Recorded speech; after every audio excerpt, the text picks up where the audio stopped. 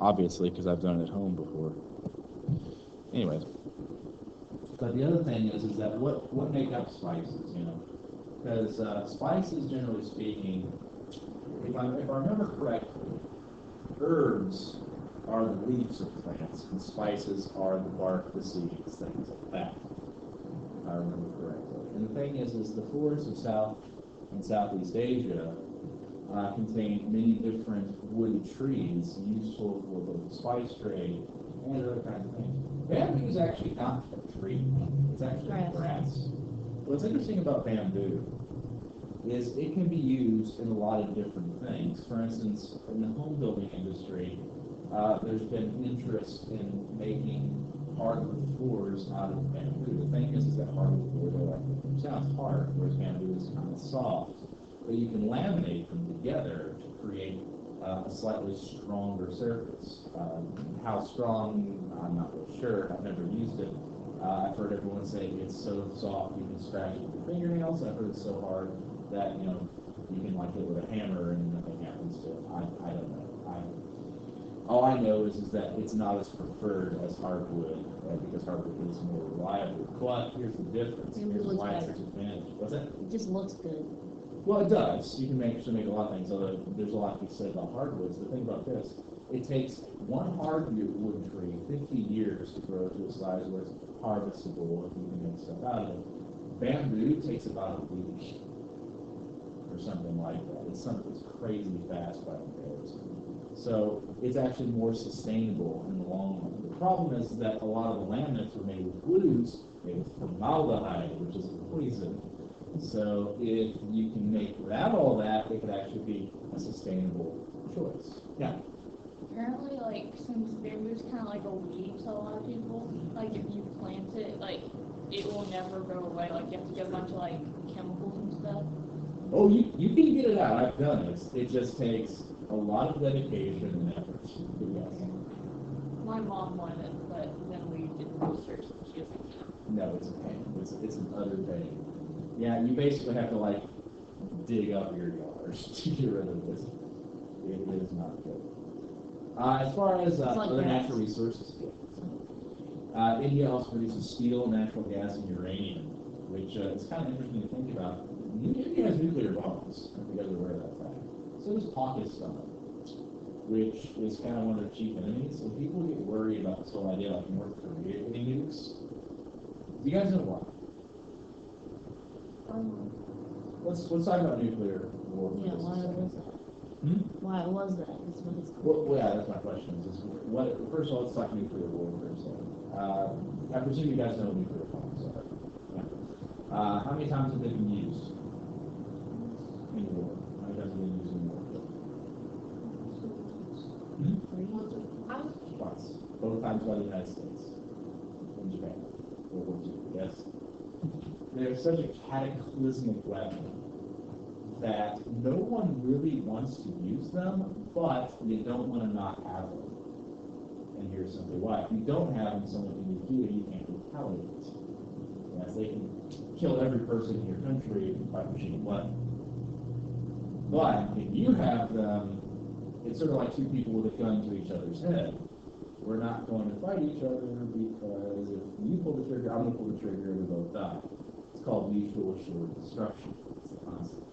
The United States has enough nuclear bombs to destroy the Earth about 3.5 times.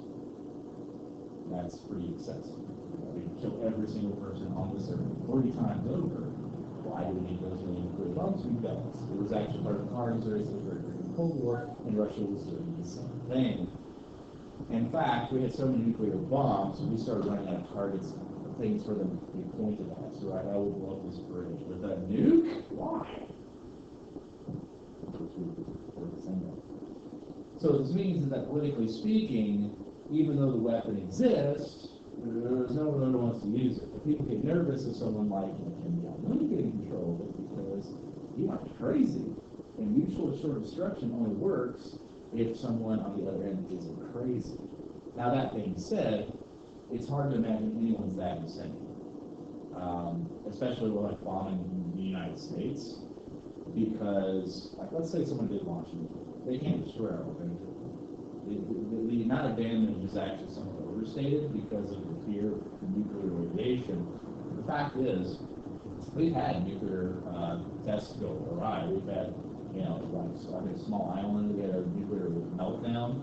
So that's not going to like annihilate all the population of the United States with one bomb. And think about how many we have to bring to bear. I mean, it's just unbelievable force. Besides, the other thing is like North Korea doesn't want it. Because, I mean, they say they do, but they don't. Because think about this. Right now, we have no desire to invade North Korea. To be perfectly honest. As long as they stay out of South Korea and don't mess with them, we're fine. But let's say they did move to the United States. Let's say it was even possible, which is not. But let's just say it was. Suddenly, we're going to be like, oh, what now? Think about it. We invaded 2 countries because some dudes got some airplanes and ran into the border. 1,000 people died. It was a tragedy, but that's small potatoes compared to like detonating a nuke in New York City. You know what I'm saying? We are going to end them as a country, and there's nothing they can do to stop it. They don't want that. That would mean the end of their regime and end of their country. So, why do they make threats? Basically because of starvation. North Korea is pretty mountainous. It's not a lot of great farmland. So, what happens is they end up making threats. And the United States goes like, easy killer, have some food. But basically, it's the international version of, you're not you when you're hungry, have a Snickers. So you drop food aid on them. And basically, the government repackages it in North Korea and shows North Korea is providing food for its citizens so they can recall the things that basically the status quo is said. So I don't know if you guys have watched the news and been worried about that, because just recently they're talking about having a successful nuclear test, which is designed as a rocket to space, but all this stuff. But that's one thing I encounter a lot of this sort of thing. We talk about uranium. This is how you make bombs. Other things as well. There's actually a lot of different processes. What about the, I forgot, it's that, the power plant, the nuclear power plant? Sure. Yeah, that's the problem with that is actually nuclear power is one of the best ways of producing electricity in terms of the amount of return. But there's that, what if you have a nuclear disaster? That happened in, Chernobyl is one of the places. Chernobyl. There's a couple of places it's happened, sure. The thing is, Chernobyl was during the Soviet era, and the Soviets are renowned for cutting corners. For instance, going back to the nuclear missile stockpile we have, what happened is back in the 1960s, there was an arms race between the Soviet Union and the United States. It was believed that the U.S. was way behind, because every night on the news, the Soviets were showing parades where they bring out a new nuclear missile and all this sort of thing. So we were freaking out about, hey, they have no bombs than we do. If they have more bombs than we do, they can use their bombs to blow up all our bombs and then have enough to continue all the mess. So we had to have more mutual sort of destruction. Well, it turns out when Kennedy became president, they told him, yeah, there is a disbalance. We have more bombs than Russia. And so Kennedy was like, one of my campaign promises was, I'm going to make certain we have more bombs than Russia. So he made even more. So the gap just grew even larger. And then we find out a lot of those bombs we thought were bombs were actually cardboard tubes that they had painted. So Russia didn't have as many bombs as we thought. So that's sort of another story. During the Soviet era, during the space race, there was this rocket, I forget the particulars, but basically their version of NASA was working on building a rocket to basically get them to the moon. And basically the guy who was ahead of it wasn't doing it fast enough, so he was replaced with this military general who basically said, you will have it done next week. And so the scientists were like, it can't be done. It's like, you will have it done and you'll be shot. So the scientists are like, okay, so they rush out, they make a rocket. And so he's looking at it, it's like, excellent, this rocket is done. And so they're about to test it, they're going to, ignite the engines, and there's this big blast gate that's protecting all the people. And this general, so confident that they've done a good job, gets behind the blast gates and standing out there, just completely exposed to the rocket. So the scientists, not wanting to look weak and not wanting to, get shot, go out there with them, and, they count down 10, 9, 8, 7, 6, 5, 4, 3, 1, the rocket just explodes and kills everybody. So they were renowned for cutting corners. So with Chernobyl, there was a meltdown, yes, but odds are good there weren't as many safety precautions in the way. You know, that's one of the reasons that the safety precautions are there to keep that from happening. Now, the other side of that, and what worries people, is like, well, who cares if North Korea gets electricity? Why would that be a bad thing? Shelby Carter, please come to the front office. Shelby Carter to the front office, and Elizabeth Triplett to the conference room.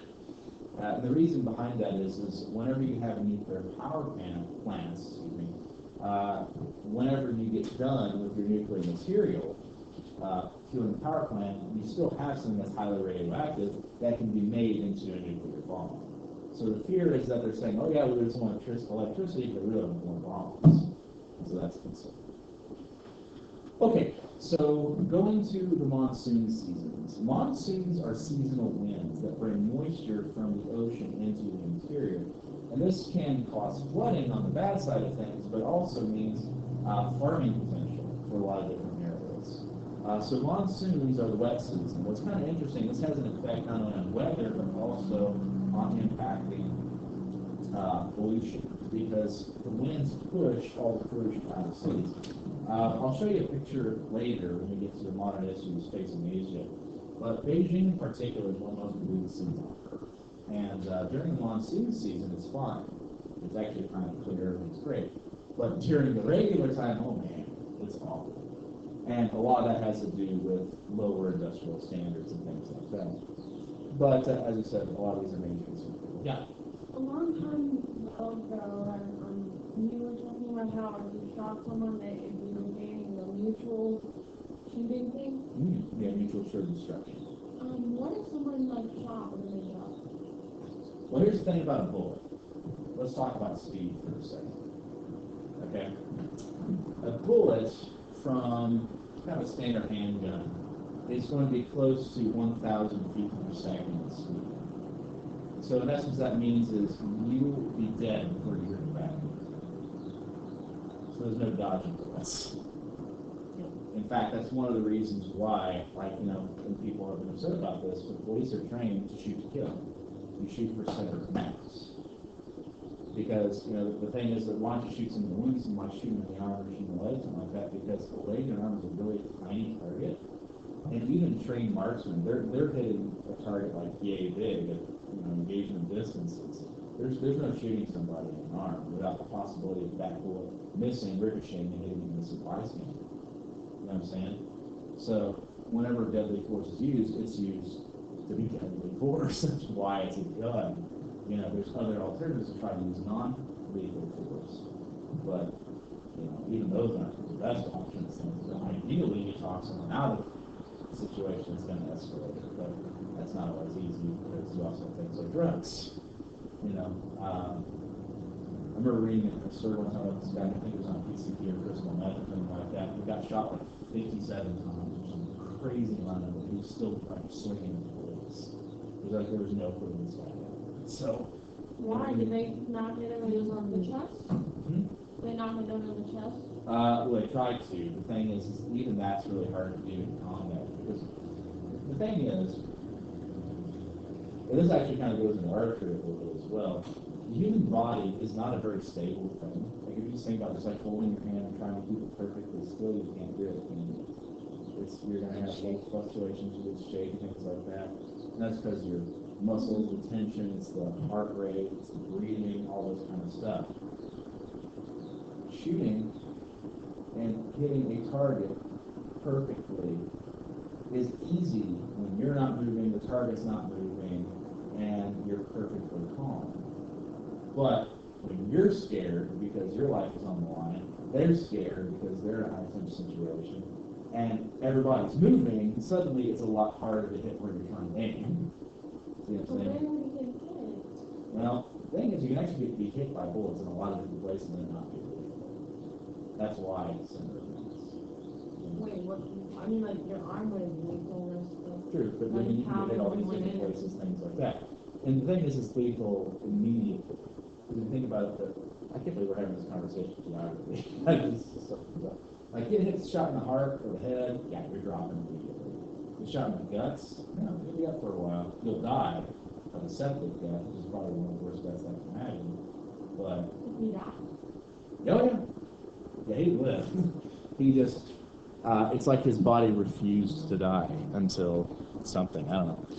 As you can see stories of that online all the time. Anyways, let's talk geography. So this is monsoon season, and one of the first things you might notice is there's more bikes than there are cars in all of this area of the world. In truth, that's pretty common throughout the world. Partially, it's the cost of gasoline. We don't tend to think about it too much because even when we're like, oh my God, $4 a gallon, that's unbelievable. It's like $12 a gallon some places, $16 a gallon, stuff like that. So I mean, our gas prices are really freaking low. So we don't really worry about it. Plus, the thing is, the United States is a really, really big place. Like, it's kind of hard to imagine me saying, you're going to ride a motorcycle from here to Florida. You know, now don't get me wrong, people do it. Absolutely people do it. But they're using much larger motorcycles than what you see around the world. Case in point, let's talk engine size for a second. For a motorcycle trip like we're talking about, like if you're wanting to go to Florida, odds are good you're going to want something like a 1500, 19 is a bit high, but you know, they do have the 1900 cc cubic centimeter engines. Throughout Europe and throughout India, the average engine size is going to be about a 250 cc. So we're talking more than 5 times bigger, you know. But that's also a much larger distance to travel. You know, it's just a difference. But as I said, this is generally what most people think about when it comes to monsoon season. It's rainy, it's windy, that's about it. Sometimes though this can happen Oh. because the rivers flood. Don't they have boats? They do, but the thing is that's like saying, well, don't we have boats in the United States? Yes, we do. But that still didn't stop the Ohio from flooding Jeffersonville, Indiana at one time. In fact, you can actually see the watermarks on the city if you've been there. I lived there. Anyway, so let's talk about some ways we can influence it. You guys remember the Aswan High Dam? Yep. Quite that. Well, China has its own version, kind of similar to that. That would be the Three Gorges Dam, which is on the Changjiang or Yangtze River. They also have the Huanghe or Yellow River. And basically, these dams are not only about restricting the flow of water, but also generating electricity.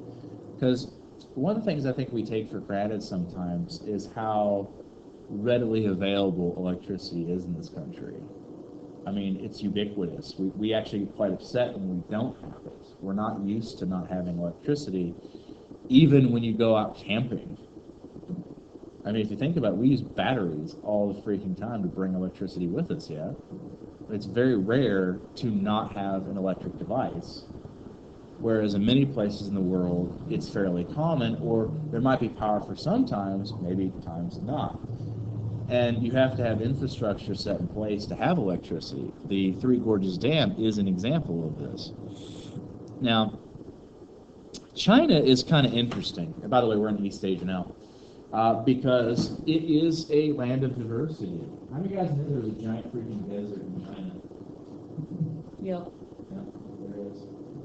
Actually, there's a couple deserts.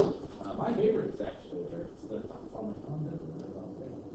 But you have the Gobi. Where is it? It's over here in Western China. Taklamakan.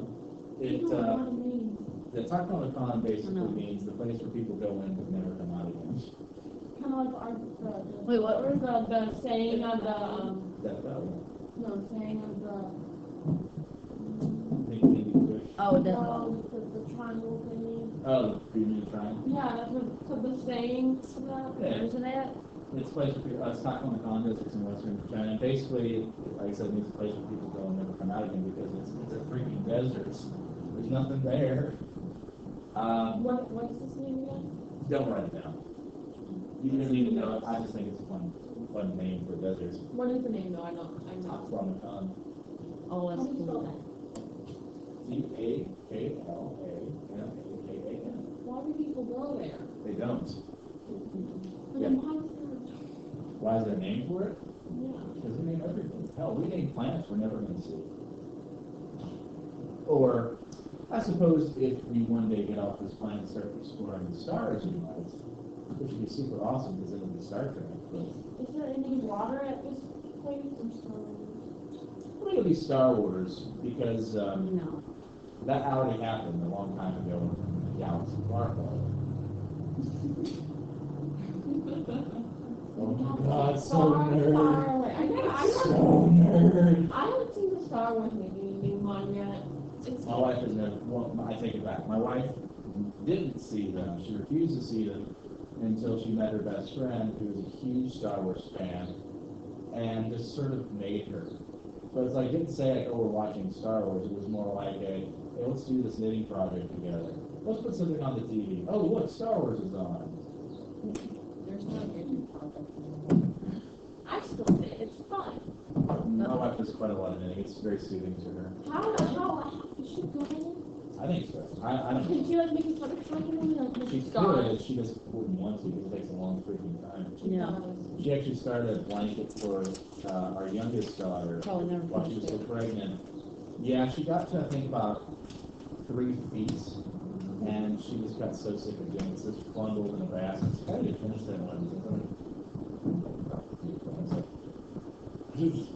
So, does she like do like the what? Does she do? She crochet? I mean, She can't crochet, weirdly enough. No, I can't crochet either. Does she Allegedly, it's easier, but she's knit or purl more? It is easy, She it's mixes them. easy, but it's not. Mixes them. She does Yeah, in and out. Yeah. Yeah, she does like, you know, all this stuff. In knitting and purling, if you do both of them, it's both of them like every other one. It takes so much longer than just knitting or just purling. Well, I Go mean, back and forth and back and forth. honestly, she's really into this stuff, and she does like patterns where it's like knit, knit, purl, purl, knit, purl, purl, Yeah. knit, purl, you know, all that sort of thing. I'm just kind of like, really? Yeah. Did you buy a lot of yarn? Yeah. Do you yarn all over your house? Yeah. Do you have any dogs and cats? I have 3 cats and a dog. Yes. You should get the yarn and you should let the yarn. You should let the cat think the yarn. Cats, no, she does not want that because it's a really big pain whenever you're knitting and the cat comes off of your yarn. Yeah. And actually, the cats don't really bother the yarn. The toddler does. No, you cut them. You cut the string as long as you want it and then you just leave them.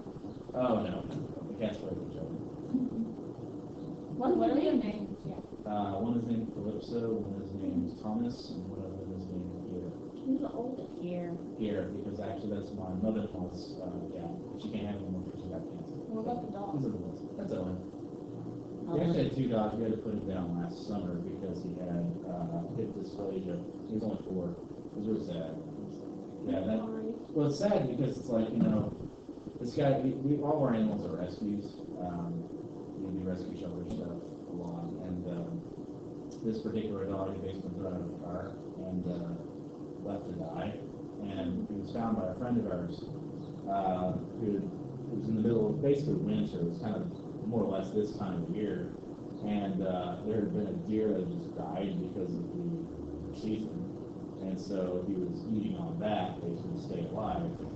And you know, he was like, okay, maybe this is someone's dog, and left it alone. And he came back a day later, and essentially he was what's called a misery ball, basically where an animal folds in on itself and is just dying.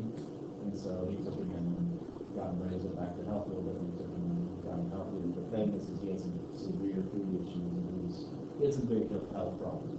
My dog, So long story short, if you can't afford a dog, we'll get it. my dog, he was left outside in the rain and thunder. So now whenever he's home, whenever he knows that thunder and lightning is coming a day before it happens. Mm-hmm. So, and when someone found him and they picked him up, and then they had dogs and they attacked him. Yeah. So now we have him, but we have to give medicine for him because he gets so freaked out. Sure. So it's so hard to see him like that because he's so. Yeah. Was he husky? So No, my other husky is like yeah, let's get to let's get Oh, this it's back another to one? Yeah. Oh, I already wrote it. I saw that. That was good.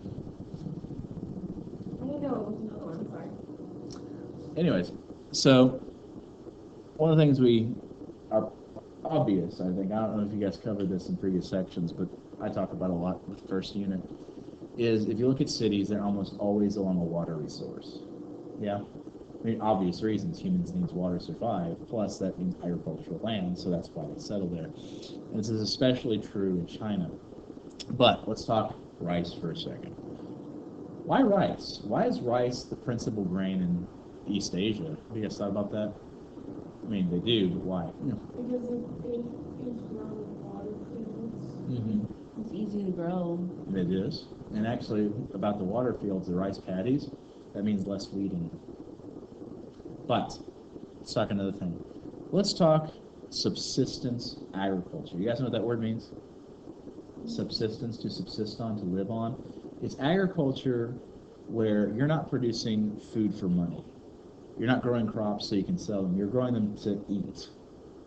That also means, by its definition, that the only food you get to eat is which you produce yourself, right? Now, let's talk about that for a second, because that's something far removed from our experiences. You can go get pretty much any food anytime you want. In subsistence agriculture, you are heavily dependent on the crop outcome. If all of your crops but corn fails, you eat corn for every meal, breakfast, lunch, and dinner, because that's all you have to survive on. So if you are relying on these crops to live on, if they fail, you die. It's just how it goes. So you have to think strategically. You have to grow the crops that are going to provide the most nutrition for the least amount of effort. You want to maximize nutrition to effort ratio. Rice is very high in nutrients. It's got a lot of good stuff about it. Now, it's not by itself nutritionally sound. You need other things to go with it. You need some proteins, for instance. That's why, for instance, rice and beans is the ultimate poor person food. Because if you just have rice and beans, you'll survive. That has all the nutrients you need. Yeah. But you can also do... No. Really? Really. I put rice and beans on my But back to it. Good. Back to it, though. Other proteins are also useful. Again, China being along the ocean, high in seafood. You guys might remember I showed you the grocery thing. Lots and lots and lots of fish and other seafood, things like that. So this stuff combines together pretty easily. And in fact, the thing is, if we think about Chinese food, right? What's a Chinese food? You're like, man, that is Chinese food. What would you think? Sushi. Chinese food? Yeah. That's Japanese. Yeah. But yeah, I can see why you'd say that. Yeah. I want to talk about that for a second. So, yeah. The egg roll. Yeah. I think egg rolls, okay. Stir fry, okay. The teriyaki. I don't know. Sesame chicken. Interesting. No one said fried rice. Fried rice is American. Yeah, fried No, I think it's Chinese. It's Chinese, but I have it on Let's talk about it for a second, okay? So all you guys, other things you guys said are true. You said it's American. Why would you say that? You have fried rice at Qdoba? Yeah, It's Mexican. There's brown rice at Qdoba. Yeah, no? brown rice. That's not fried rice. Oh. Fried rice is That's what- just- is yeah, like that's- what you get like Chinese Express. Yeah. Well, let's talk about it for a second. Okay? Then Here's yeah. the thing: is Chinese cuisine that we experience in America is not really Chinese food. It's very limited. Basically, what happened is as Chinese immigrants came to the United States, right? Many of them started businesses. Some of them started restaurants. And they found that certain dishes sold better to Americans because our sense of taste was different than Chinese. So that's what they started producing. Now, weirdly enough, there's a tradition in most of East Asia, like in many places in Asia, of what do you do with leftovers? Because the thing is, I don't know if you guys have ever had leftover night at your house. We do this every night when our fridge is just filled with food. It's like, okay, what does anyone want? You can have leftovers, just go to town, right? Well, sometimes you want to eat the foods that are about to go bad so that they don't go bad. You use them where they go. I don't know if you guys have ever had rice just sit in the fridge for a few days, but you know, it just kind of gets like hard and kind of unpalatable and you really don't want to eat it, right? Well, there's a way to salvage it. You throw a little oil in a wok, I mean a little tiny amount. You throw that rice in the wok with a little bit of seasoning, salt, some soy sauce, you know, whatever you kind of want, and you fry it. Yeah? Throw an egg in there for some protein, a little bit of vegetable. A wok is a cooking vessel. It's round, kind of a dish shape.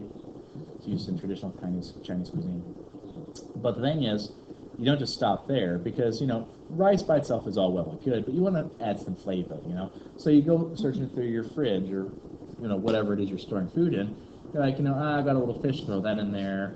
Got a little bit of, you know, yeah, throw that in there, just whatever. You just throw whatever your leftovers are in a pot and fry it all together. That's what fried rice is. It's a traditional dish that's been going throughout Asia for centuries. Now, fast forward to America. You guys know how in Mexican restaurants they put out chips and salsa for you just to eat while you're waiting for your food, and how in many restaurants they have bread, things like that? In the Chinese restaurants, they just put fried rice out for the customers free of charge because, you know, they just get rid of their leftovers and, you know, just have that while you're waiting for your meal.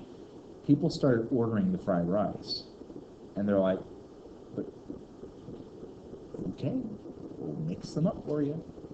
And it became so popular that it became a menu item. Wait, fried rice is a menu item? Yeah, Just fried rice? yeah. I didn't. You normally I get know. stuff on top of it, like sesame chicken. Usually No, that's- And that's what we're talking about, is that it is something that by itself is pretty bland, but you start throwing stuff in it because that's just what you have. See what I'm saying? It's a bed for other things. So this is a way to preserve rice. Rice was a lot of effort to make. You don't want to waste it. In fact, in some cultures, rice was almost sacred. In Japan, it was used as currency, it was money. It was a thing that had intrinsic value. Now let's talk sushi. Sushi, of course, being Japanese. But the thing about sushi is that there's actually, I think, a friend of mine has lived in Japan for 3 years. His wife is Japanese, and he told me the exact number, but I forget. I think it was there's 6 different kinds of sushi, but we know one, essentially. There's one school that's basically done in America, and then there's like 5 that we've never heard of in Japan, because they're just not as popular here. Same thing is also true because the other type of Japanese cuisine most people in America are familiar with is called teppanyaki, which is hot grill, which if you know like Shogun or Bushido or Kobe across there, that's that. I go to type that of thing. one. Yeah, that again, it's Japanese cuisine, but it's like saying that, you know, grilling is the only American cuisine. It is what people in America eat occasionally, but not that commonly. In fact, it was funny, he was telling me when they went back and visited his wife's family, there's this one dish that's basically a noodle dish. And he was like, yeah, we should go to this restaurant and get some. His wife was like, we don't go out for that. We have that at home. Because it's just like everyone does it better at home. Why would you go spend money on it? The only people who go to restaurants in Japan for are tourists. So it's just kind of funny to me. Anyways, this will be our last slide for today. Yeah. Oh yeah, we haven't finished the location in place yet. it's gonna be a while to get through Asia. That's fine. You don't want to test on Friday. No, there's a quiz on Friday. How many? Same thing, 5. Really? Yeah, really. Yeah, that we've done today, What not side do you previously. most likely? I don't know. I tend to just go off so of many names. of natural things. sources and their location, like there's that Sure. more than I'm probably gonna go for big ones though, to be perfectly honest. I'm not gonna nitpick you. That's rude. You mean like that big pyramid? Well, like for instance, looking at this slide right here, there's not much I could really ask here. I might ask you which country built Three Gorges Dam? Be China. You know, that sort of thing. I might ask you what are the seasonal winds that blow through Southeast Asia, monsoons, that sort of thing. KK? Three Gorges, Gorges, dam. That's the dam that was built in Xiangjiang River in Maybe China. we want Chinese food now. It's pretty awesome. I'll tell you what, it's interesting because stir fry, like you were talking about a second ago, is an incredibly diverse way of cooking. Like people think stir fry, oh, that's a dish. Nah, it's a strategy, and it's actually really easy to do. Actually, I found a stir fry cheat sheet on Pinterest that I've been using. I don't call it stir fry without meat in it. I put meat in mine. I know, it's just a thing. But I like, for instance, the general rule of thumb is it's 1 pound of protein. It can be meat, or it can be tofu, or any number of different types of things. Then you have 4 cups of veggies, and that can be whatever you want. I tend to do broccoli and carrots. And then you might have some aromatics. That can be onions. I've been using ginger recently. And then you make a sauce, and there's like 10 different sauces. You can pick your one. I've just been doing the like basic ginger. one, which is garlic, soy sauce, brown sugar, red wine vinegar, water, a few oats, cornstarch. I think that's it. And you mix it all up. And then basically you cook your meat until it's brown, pull it out, throw in your veg, cook back down with your aromatics, then put your meat back in, then throw in your sauce till it turns black or brownish, really. It's the I better need to color. bring in a dish. And then you mix it up. I've got some downstairs. That's what I have for lunch today. I've just been making it on Sunday and having it for lunch all day. Might try a different sauce next time, though, because I'm starting to get a little sick of the basic sauce. I might try, like, curry or something like that. Anyways, all kinds of lovely stuff you can do. Bamboo shoots are really good if you can find them. Like, do you know sriracha? Yeah, I think there's actually one that has sriracha in it, but I don't remember. Yep. I do like ginger though. Outside like Japanese, Chinese, Italian, Indian, what's the most healthy? Well, generally speaking, Eastern food in general, whether it be Indian, Chinese, or Japanese, is going to be better for you because they don't tend to flavor it with fat. They flavor it with spice. What about that one thing that they don't eat very much? They just eat like very little portions. That also helps. Whenever I have Although, to be fair, if you're eating vegetarian or near vegetarian cuisine, you don't have to worry No, about I mean that they eat as meat, much. but they just don't eat a lot of it. Also whenever true. I have a Forgot to burger, call my it. face turns, I mean, it's Indian, I get confused. Trying to get her to go. I get my face. It's hard to order Indian food. What It's have you hard. had? Huh? Has everyone got the notes? Are you finishing up? Okay. Well, I'm going to go ahead and stop the recording so that you don't just hear us The reason chit-chat about I food. like to go to Indian food places is that it's hard to order. It can be. It's just Chicken hard. masala is the